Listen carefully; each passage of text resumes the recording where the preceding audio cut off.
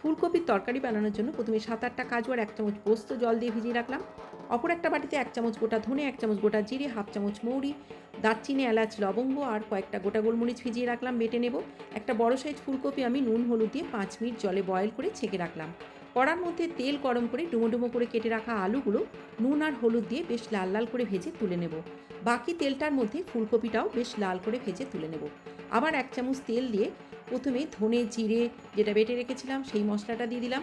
দিয়ে দিচ্ছি 1 চামচ আদা আর কাঁচা লঙ্কা বাটা, দিয়ে দিচ্ছি একটু হলুদের গুঁড়ো আর রেড চিলি পাউডার, দিয়ে দেবো একটা বড় সাইজের টমেটো বাটা, অল্প পরিমাণে চিনি আর পরিমাণ মতো নুন দিয়ে বেশ ভালো করে কিন্তু মশলাটা কষিয়ে নিতে হবে। মশলা থেকে তেল ছেড়ে এলে আগে থেকে বেটে রাখা কাজু আর পোস্ত বাটাটা দিয়ে দিলাম। এবার ফুলকপি আর আলুটা এর মধ্যে দিয়ে মিনিট খানেক ভেজে নিয়ে উষ্ণ গরম জল দিয়ে 10 মিনিটের জন্য ঢেকে দিলাম। 10 মিনিট পর ঢাকা খুলে হাফ চামচ ঘি দিলেই কিন্তু পুরো রেডি।